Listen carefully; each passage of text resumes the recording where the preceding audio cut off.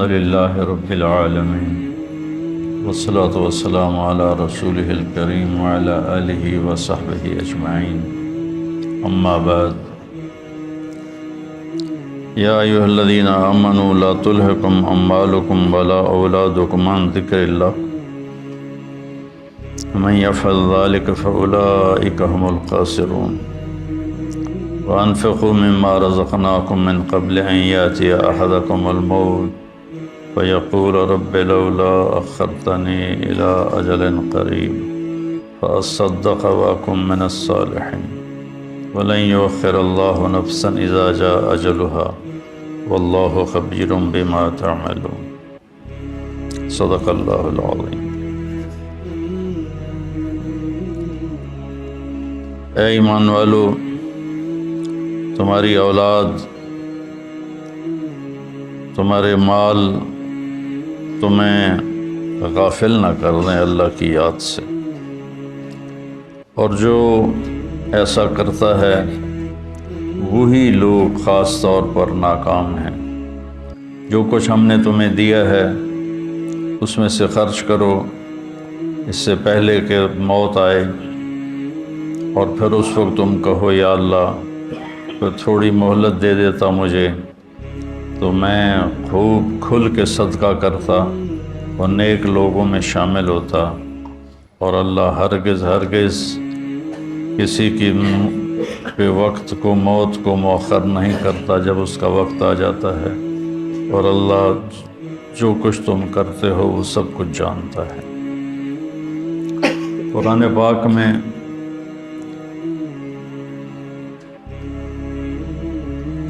اللہ ایک تو خطاب کرتا ہے یا ایھا الناس، اے لوگو، پھر ایک خطاب کرتا ہے یا بنی آدم، اے آدم کی اولاد، پھر ایک خطاب کرتا ہے قل یا ایھا الذین ھادوا، اے یہودیو، پھر اللہ کہتا ہے یا اہل الکتاب، اے اہل کتاب، پھر اللہ تبارک و تعالیٰ کہتا ہے یا ایھا الذین کفروا، اے وہ لوگ جنہوں نے کفر کیا، اور ایک اللہ کہتا ہے یا ایھا الذین آمنوا، اے ایمان والو۔ یہ جو اللہ کا خطاب ہے یا ایھا الذین آمنوا، یہ خاص طور پر اللہ تعالیٰ نے ہم سے بات کی، آپ سے بات کی، کہ پوری دنیا میں اس وقت 8 ارب کے قریب آبادی ہے، اس میں 1.5 ارب مسلمان ہیں، تو اللہ ان سے کہہ رہا ہے، باقی سب سے بات نہیں کر رہا، اب صرف ان سے کہہ رہا ہے جو لا الہ الا اللہ محمد الرسول اللہ کی گواہی دیتے ہیں۔ تو اللہ ان سے کہہ رہا ہے کہ اے ایمان والو، تو کوئی اسپیشل بات ہے جو اللہ کہنا چاہتا ہے، تو اللہ پہ قربان جاؤں کہ 1 کم 90 بھی پورا نہیں۔ یا ایھا النبی قائم مقام ہے یا ایھا الذین آمنوا کے، لیکن اگر ہم یا ایھا الذین آمنوا دیکھیں تو کل 99 دفعہ، اور اس میں بھی تکرار ہے، یا ایھا الذین آمنوا اتقوا اللہ حق تقاتہ، یا ایھا الذین آمنوا اتقوا اللہ ولتنظر نفس ما قدمت لغد واتقوا اللہ۔ تو اس میں بھی یہ نہیں کہ 89 آیات میں ہر دفعہ الگ الگ حکم ہے، نہیں، ان میں تکرار بھی ہے۔ کئی دفعہ ایک حکم کو اللہ یا ایھا الذین آمنوا کے ساتھ بیان فرماتا ہے۔ تو یہ سلسلہ چل رہا ہے کہ اللہ یا ایھا الذین آمنوا کے بعد ہم نے کیا کہتا ہے، تو ہم پیچھے سے شروع ہوئے ہیں، 29ویں پارے سے پیچھے کی طرف آ رہے ہیں۔ تو سب سے آخری جو یا ایھا الذین آمنوا ہے وہ ہے، یعنی شروع کرتا ہے اللہ یا ایھا الذین آمنوا لا تقولوا راعنا، یہ سورہ بقرہ میں ہے کہ اے ایمان والو میرے نبی کو راعنا مت کہا کرو۔ اس میں آداب نبوت ہیں کہ نبی سے کلام کرنے کے کیا آداب ہیں، عام آدمیوں کی طرح ان سے بات نہیں ہو سکتی، اس کے آداب ہیں۔ اور آخری یا ایھا الذین آمنوا ہے یا ایھا الذین آمنوا توبوا الی اللہ توبۃ نصوحا، اے ایمان والو اللہ کی بارگاہ میں سچی توبہ کرو۔ نصوحا میں بڑی لفظ نصوحہ میں بڑی تسلی ہے، بہت بڑی تسلی ہے کہ توبہ اگر ٹوٹ جائے اور تم کر لو تو پھر اللہ جوڑ دے گا، پھر ٹوٹ جائے پھر تم سچے دل سے کر لو پھر اللہ قبول کر لے گا۔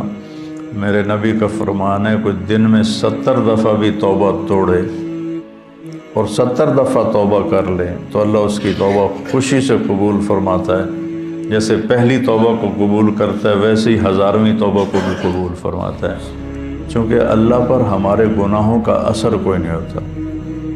میرے اوپر زیادتی ہو تو میں معاف کرنے میں دیر کیوں لگاتا ہوں کہ میرے اوپر اس کا اثر ہوتا ہے، تو مجھے معاف کرنا مشکل نظر آ وہ احضرت الانفس الشح۔ اللہ تعالیٰ نے بھی کہا کہ معاف کرنے میں تمہارا جو نفس ہے نا وہ بڑا کنجوس اور بخیل واقعہ ہوا ہے۔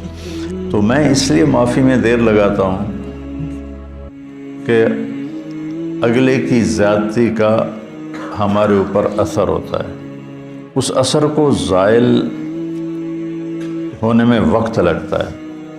بہت خوش قسمت ہیں جو اس اثر کو فوراً زائل کر کے معافی مانگنے پہ معاف کر دیں، بہت خوش قسمت ہے جس کو معافی مانگنا آ گیا اور جس سے معاف کرنا آ گیا۔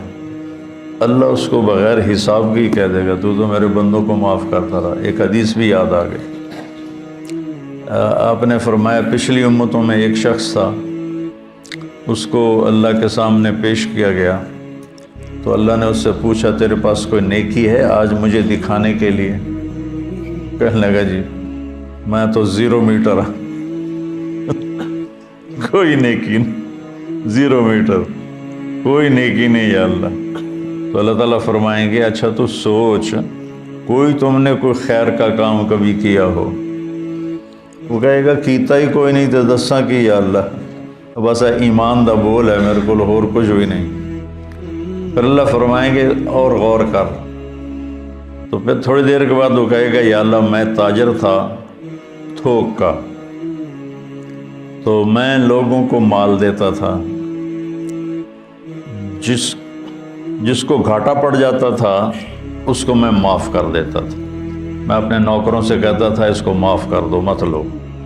یہاں مکان لکھوا لیتے ہیں، آئے ہائے مکانوں کو تالے لگا دیتے ہیں کہ ساڑھے پیسے دے، مکان ساڑھے نہ لکھ کے دے، بڑا ظلم ہے، بہت ظلم ہے۔ ہماری تجارت کیا ہر شعبہ ہی ظلم سے بھرا ہوا ہے، ہماری عدالتیں ظالم ہیں تو باقیوں کا ظلم تو پھر کیا کہنا۔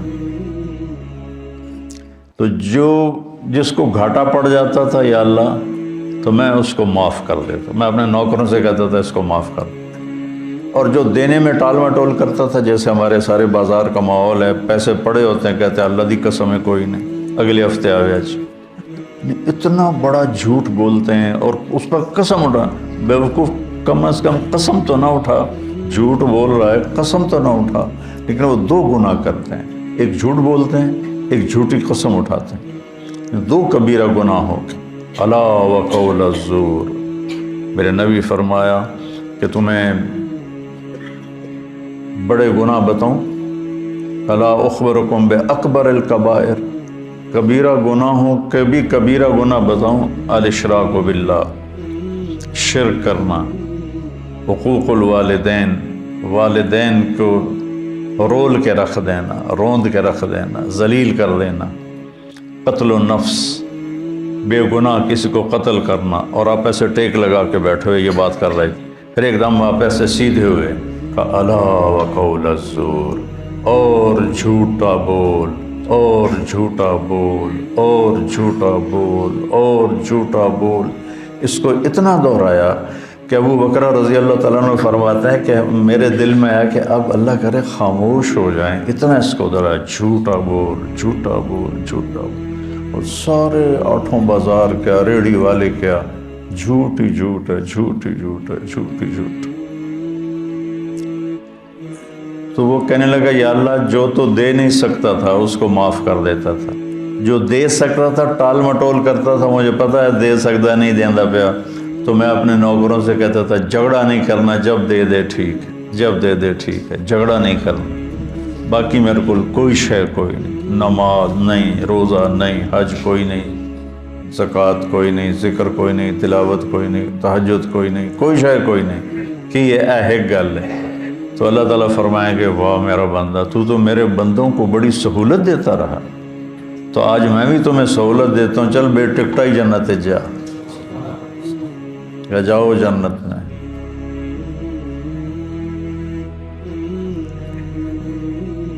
تو اللہ کو تو پرواہ نہیں نا، اللہ اثر سے پاک ذات ہے، لہذا وہ فوری معاف کر دیتا ہے۔ میرے اوپر اثر ہوتا ہے تو میں دیر لگاتا ہوں۔ تو ایک معاف کرنا سیکھ لیں اور ایک معافی مانگنا سیکھ لیں، بے حساب جنت میں جائیں گے، چونکہ اس کام کے کرنے والے دنیا میں کوئی نہیں، نہ کوئی زیادتی کر کے معافی مانگتا ہے اور نہ ہی کوئی معافی مانگنے والے کو معاف کرتا ہے۔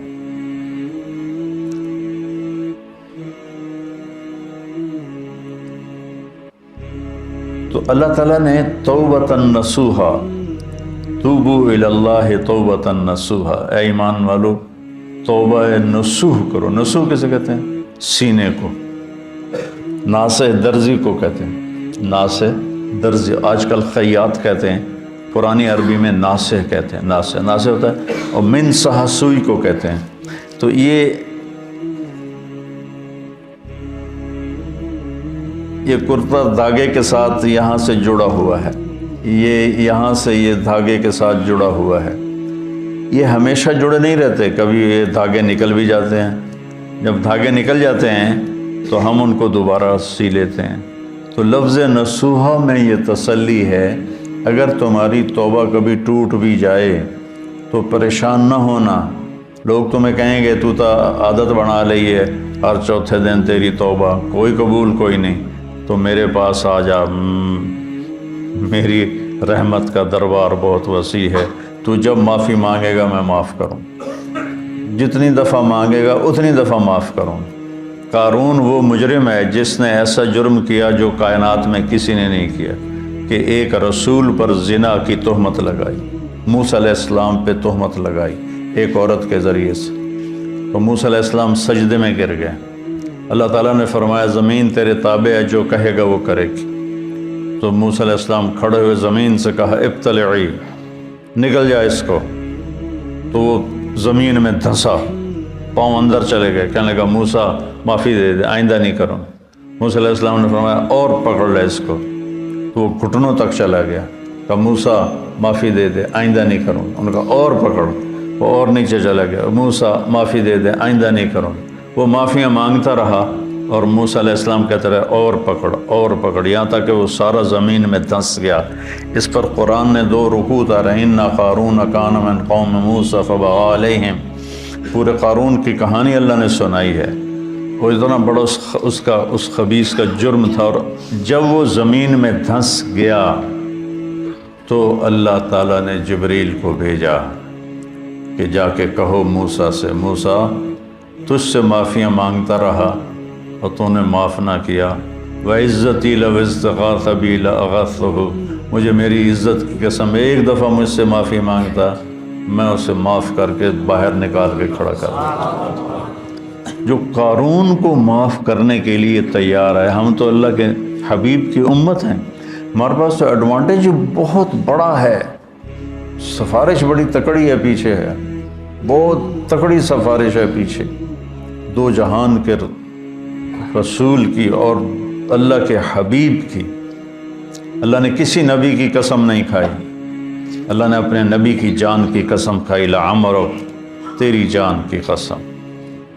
اللہ نے کسی کے شہر کی قسم نہیں کھائی، اپنے نبی کے شہر کی قسم کھائی، وَهَذَا الْبَلَدِ الْأَمِينَ۔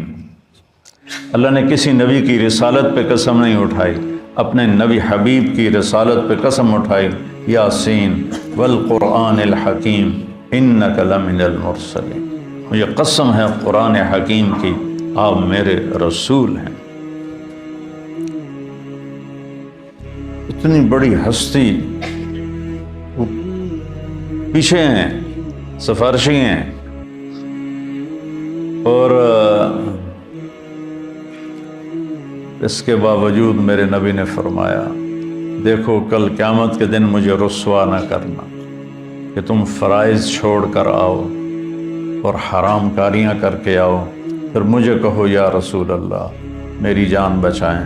تو دیکھو آپ نے اپنی بیٹی سے کہا یا فاطمہ بنت محمد انقذی نفسک من النار فانی لا اغنی عنک من اللہ شیئا، فاطمہ اپنے آپ کو جہنم سے بچا، اگر اللہ تعالیٰ نے پکڑ لیا تو پھر میں نہیں چھڑا سکتا۔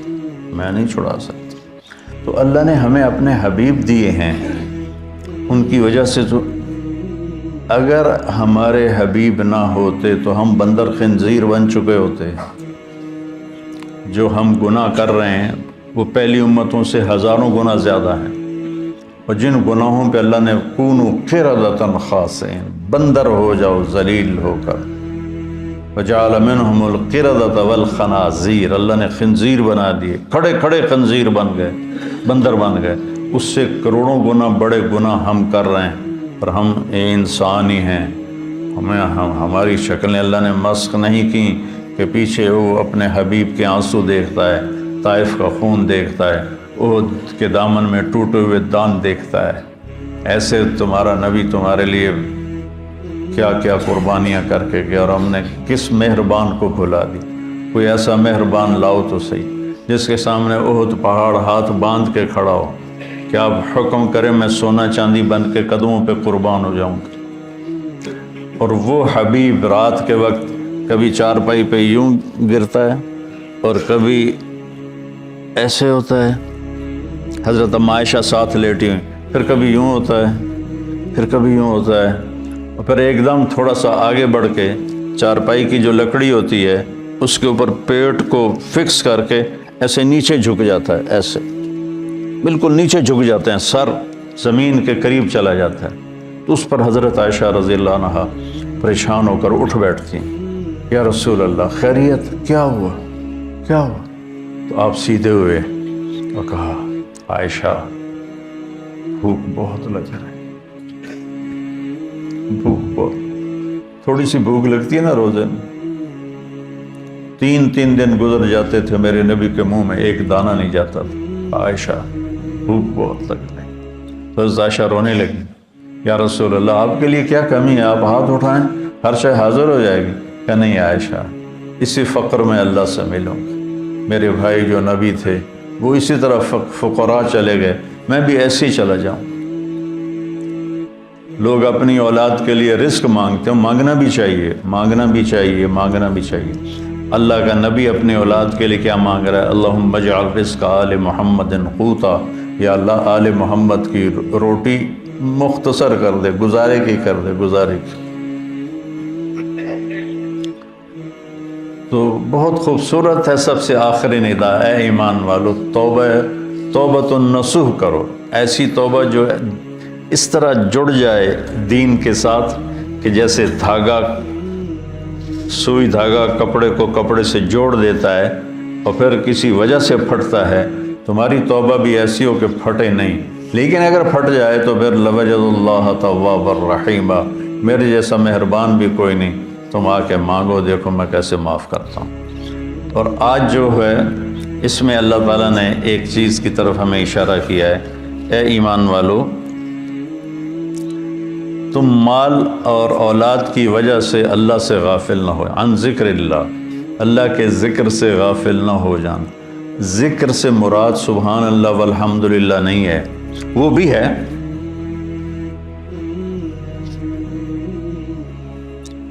بھی ہے، لیکن ذکر کا مطلب ہوتا ہے یاد، کسی کی یاد آئے تو آدمی اس کا نام لینا شروع کر دیتا ہے، نہیں ایک کیفیت بنتی ہے۔ یہ بچے یہاں رہتے ہیں، لمبا عرصہ رہتے ہیں تو ان کو گھر کی یاد آتی ہے لیٹے لیٹے، تو یہ کیا کہتے ہیں، گھر گھر گھر گھر گھر گھر، نہیں ایک کیفیت ہوتی ہے تو وہ یاد۔ تو جب میں نے رائمنڈ میں زندگی دی تھی تو جب میری 1971 سے اللہ نے مجھے اس راستے میں قبول کیا، جب شادی ہو گئی، شادی کے بعد جب میں رائمنڈ گیا تو اب مجھے ہر چیز کھانے کو آئے، اور مجھے بیگم یاد آئے، مجھے گھر یاد آئے، تو اب میں بیٹھ کے کیا کرتا تھا؟ بیگم بیگم بیگم بیگم بیگم بیگم بیگم بیگم بیگم بیگم ہے. یاد، ذکر ایک کیفیت ہوتی ہے، ذکر ایک کیفیت ہوتی ہے، اس کیفیت کا نام ہے، اس کیفیت کا نام ہے ذکر. وہ جو یاد کر کے آپ کو ایک کسک محسوس ہوتی ہے، ایک ہوک سی دل میں اٹھتی ہے، ایک درد جگر میں ہوتا ہے. ہم رات کو اٹھ اٹھ روتے ہیں جب سارا عالم سوتا ہے. وہ جو ایک کسک محسوس ہوتی ہے اور ایک اندر میں ایک اداسی کی کیفیت بنتی ہے، اس کو ذکر کہتے ہیں.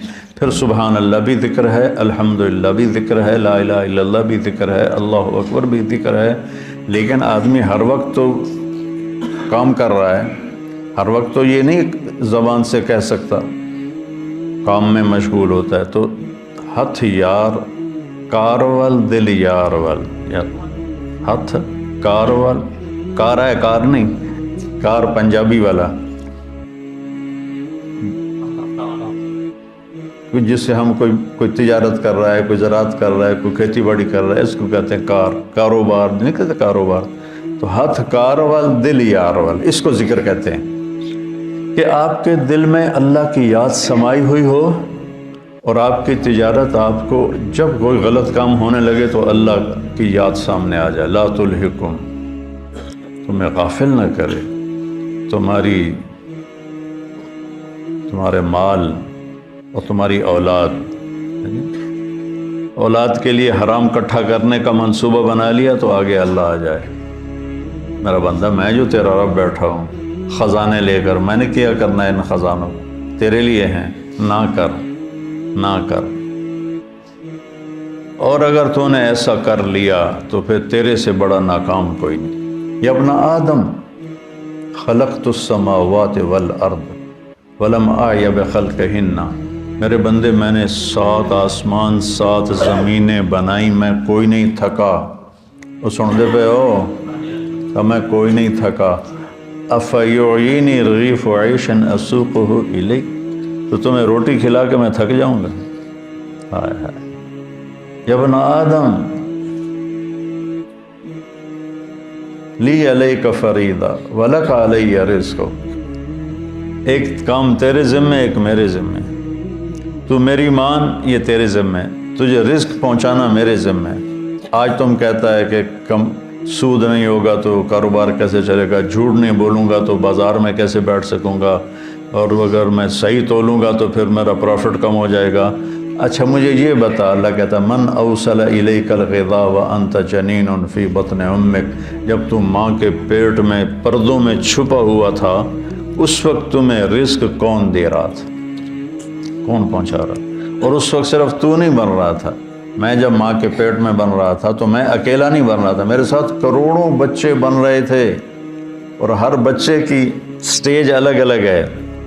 ایک کے ناک بن رہا ہے، ایک کا کان بن رہا ہے، ایک کی زبان بن رہی ہے، ایک کی انگلیاں بن رہی ہیں، ایک کے گھٹنے بن رہے ہیں، ایک کے ٹخنے بن رہے ہیں. تو اگر اللہ ایک سیکنڈ کے کھربویں حصے کے برابر بھی کسی سے غافل ہو جائے، وہ غفلت سے پاک ہے، اگر ہو جائے تو یہ آنکھیں ماتھے کی بجائے پیٹ پہ لگ جائیں اور انگلیاں پاؤں سے اٹھ کر ماتھے پہ آ کے لگ جائیں.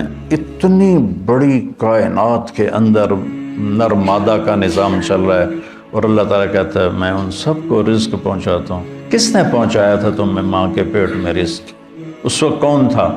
اچھا، اور جب تو دنیا میں آ گیا، وَلَا لَكَ سِنٌّ تَقْطَعُ، تیرے منہ میں دانت نہیں کہ تو کاٹ سکے، وَلَا لَكَ يَدٌ تَبْطِشُ، تیرے ہاتھ میں طاقت نہیں تو پکڑ سکے، وَلَا لَكَ رِجْلٌ تَمْشِي، تیرے پاؤں میں طاقت نہیں کہ تو چل سکے.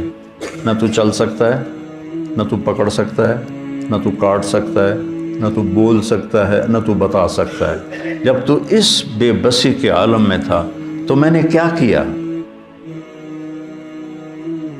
أدرت لك عرقين رقيقين ينبعان لك لبنا خالصا دافئا في الشتاء وباردا في الصيف فهل يقدر على ذلك أحد غيري؟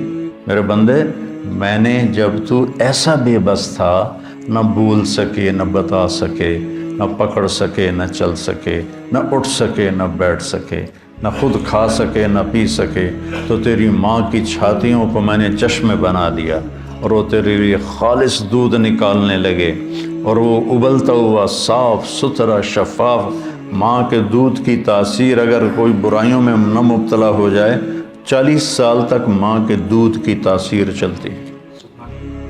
میں نے تیرے لیے ماں کی چھاتیوں سے دودھ نکالا جو گرمیوں میں ٹھنڈا اور سردیوں میں گرم ہو کے تیرے منہ میں جاتا رہا، کوئی اور یہ کر سکتا ہے؟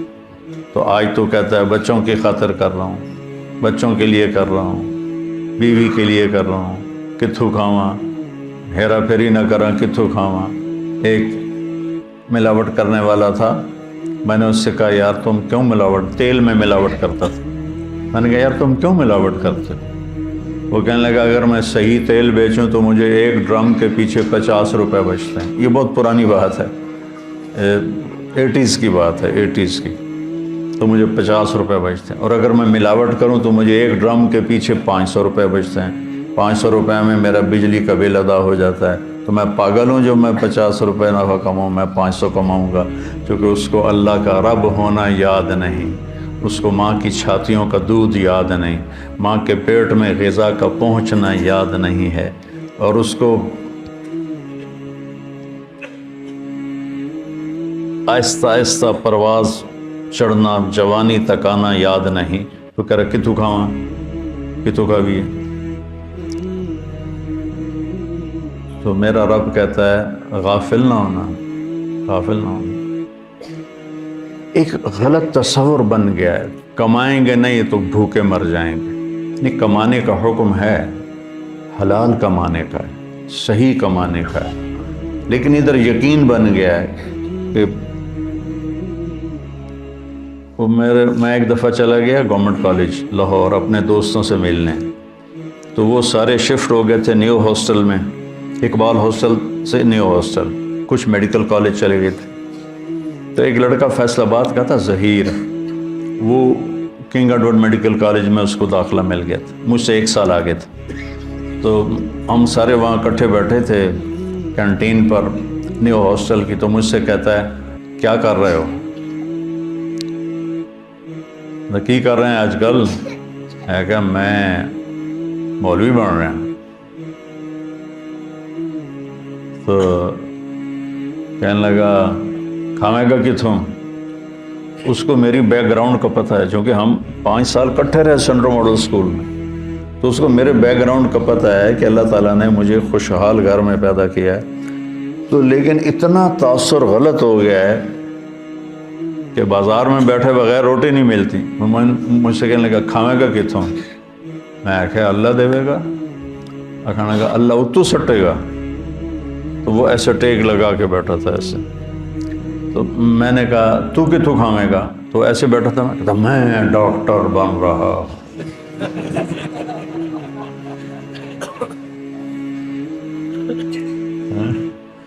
لوگوں دے پیشاب ٹیسٹ کر کر کے تو روٹی کھا سکنا ہے، میں قرآن پڑھا کے روٹی نہیں کھا سکتا۔ لا تلہکم اموالکم ولا اولادکم عن ذکر اللہ، تمہارے مال و اولاد تمہیں اللہ کی یاد سے غافل نہ کریں۔ من یفعل ذلک، جس نے یہ کر دیا، فاولئک هم الخاسرون، یہ انتہائی ناکام ہیں، ہم فاولئک اور ہم اور الخاسرون، تینوں معرفہ کے لفظ لا کر اللہ تعالیٰ نے ہتھوڑے پہ ہتھوڑا مارا ہے کہ یہی ناکام ہے جو پیسے تعس عبد الدینار وعبد الدرہم وعبد القطیفہ، میرے نبی جیسا کریم حبیب شفیق مہربان نبی اتنے جلال میں ہے، بخاری شریف کی روایت ہے کہ آپ نے کہا برباد ہو جائے سونے پہ ایمان کو بیچنے والا اور چاندی پہ ایمان کو بیچنے والا اور دنیا کی رنگینیوں پر ایمان کو بیچنے والا ہلاک اور برباد ہو جائے۔ تائس وانتکس، ہلاک و منہ کے بل گرے، وَإِذَا شِيكَ فَلَن تُقِشْ، اور اگر اسے کوئی کانٹا بھی چبھے تو کوئی اس کا کانٹا نکالنے والا نہ ہو۔ اتنے غصے میں آپ نے یہ بد دعا فرمائی۔ تو میرے بھائیو، کتنا کٹھا کریں گے؟ بہت کٹھا کر لیا، قارون کی طرح اتنا مال کٹھا کیا کہ جس کی انتہا کوئی نہیں، لیکن جب موت کے ساتھ ٹکر کھائے گا زیرو ہو جائیں گے. 1 سیکنڈ پہلے طارق جمیل کا لایا جا رہا ہے، 1 سیکنڈ کے بعد اس کو کہہ رہے ہیں ڈیڈ باڈی، نام کو نہیں لے رہا، میت، ڈیڈ باڈی، جنازہ. اور ہمارے دیہاتوں میں کہتے ہیں منجی آ گئی، یعنی کہ جنازہ، منجی آ گئی، چارپائی آ گئی. 1 سیکنڈ پہلے ایک شخص نے اپنی بیوی، بعضے ہوتے ہیں نا بے وقوف نادان جو بیویوں پہ پابندی لگاتے ہیں کہ تو نے ماں باپ سے نہیں ملنا، ماں باپ کے گھر نہیں جانا. یہ بہت بڑا ظلم و ستم ہے جو ہمارے معاشرے اور ماحول میں ہو رہا ہے کہ بیویوں کو، خود ماں باپ کی گود میں رہتا ہے اور اپنے بیوی کو کہتا ہے تو نے ماں باپ سے نہیں ملنا، اپنے بہن بھائیوں سے نہیں ملنا. یہ ایک بیچ میں اضافی بات آ گئی. تو ایسے ہی ایک بیوقوف خامن نے بیوی سے کہا کہ تو ماں باپ کے گھر گئی تو تمہیں 3 طلاق. وہ رک گئی بیچاری گھر بچانے کے لیے. ایک دن اس کا والد فوت ہو گیا اچانک، تو اس نے کہا طلاق ہوتی ہے تو ہو، میں باپ کی کا چہرہ دیکھے بغیر تو اسے رخصت نہیں کروں. تو چلی گئی. تو عام لوگوں میں، خاندان میں بات پھیل گئی کہ طلاق ہو گئی. تو جب مفتی صاحب سے پوچھا گیا تو ان کا طلاق نہیں ہوئی، کہ وہ اپنے باپ کے گھر نہیں گئی، اس کا باپ مر چکا ہے، اب وہ گھر اس کے بیٹوں کا ہو گیا ہے اور اس کا بھی ہو گیا ہے. تو یہ اپنے گھر گئی ہے، اپنے بھائیوں کے گھر گئی ہے، باپ کے گھر نہیں گئی. ابھی باپ کی ڈیڈ باڈی بیڈ روم میں پڑی ہے اور گھر پرایا ہو گیا. مال وہی ہے جو ہم نے آگے بھیج دیا، پیسہ وہی ہے جو ہم نے آگے پہنچا دیا. امام زین العابدین کے پاس کوئی سائل آتا تھا تو کہتے الحمدللہ یا اللہ تیرا شکر ہے تو نے سواری بھیج دی، میرا سامان میرے گھر پہنچانے کے لیے سواری بھیج دی. کیا مطلب؟ کہ میں اس کو دوں گا اور میرا یہ دیا تیرے فضل سے آخرت میں پہنچ جائے گا. تو سواری آ گئی میرا سامان میرے گھر پہنچانے کے لیے. میرے بھائیو، اللہ کی بارگاہ میں دعا کیا کرو کہ یا اللہ، ہم دیکھو جب موت آئے گی نا تو ساری شکلیں تمہاری نظر سے اوجھل ہو جائیں گی، صرف تمہارا اپنا عمل تمہارے سامنے ہوگا. اس لیے اپنے عمل کو خراب نہیں کرنا، اپنے اولاد کے کمانا ہے، رزق حلال کمانا. ایک حدیث بھی سناتا ہوں، جس نے رزق حلال کمایا، بچوں پہ خرچ کرنے کے لیے کمایا، پڑوسیوں پہ خرچ کرنے کے لیے کمایا، سوال سے بچنے کے لیے جس نے رزق حلال کمایا، قیامت کے دن اللہ کی بارگاہ میں 14ویں رات کے چہرہ لے کر آئے گا، 14ویں رات کے چاند جیسا چہرہ لے کر اللہ کی بارگاہ میں. من طلب الدنیا حلالا سعیا علی اہلہ تعطفا علی جارہ استعفافا عن المسئلہ. تو قیامت کے دن اللہ کی بارگاہ میں ایسے اٹھے گا کہ اس کا چہرہ 14ویں کے چاند کی طرح چمک رہا. رزق حلال کمانا اتنی بڑی عبادت ہے. تو بھائیو، یہ کمائیاں ہمیں اللہ سے اور اللہ کے رسول کی یاد سے غافل نہ کریں. سبحانک اللہم و بحمدک، اشہد ان لا الہ الا انت.